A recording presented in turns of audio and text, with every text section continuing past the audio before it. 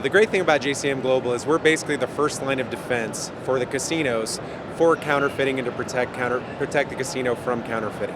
Humans are the weak point in any equation. Humans are the point where you have theft, humans are the point where you have mistakes, you have errors, omissions, all kinds of different scenarios. In the case of our product, it's a machine that takes over the interaction and the transaction. The way our product works is when you walk up to any of those points where you can do a cash transaction, you interact with a machine instead of a human.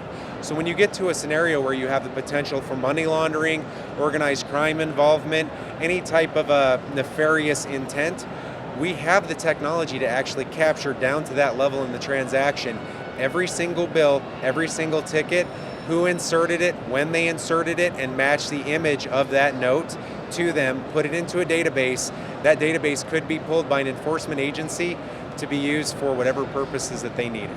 How the industry has evolved is we have back office servers that manage the slot machines on a casino floor that used to be completely offline. And although they still can't reach the internet, what has changed is that more and more third-party systems are interfacing with those back office servers, which creates some security vulnerabilities that raise some concerns. The data that's on those servers has a price tag. It's all the player tracking data, player spending habits, names, addresses, phone numbers, all information that, if it's in the wrong hands, can be used against players. What we do in the lab is we do a functional test of the software on that back office server, using the games in the server itself to ensure that it works as designed.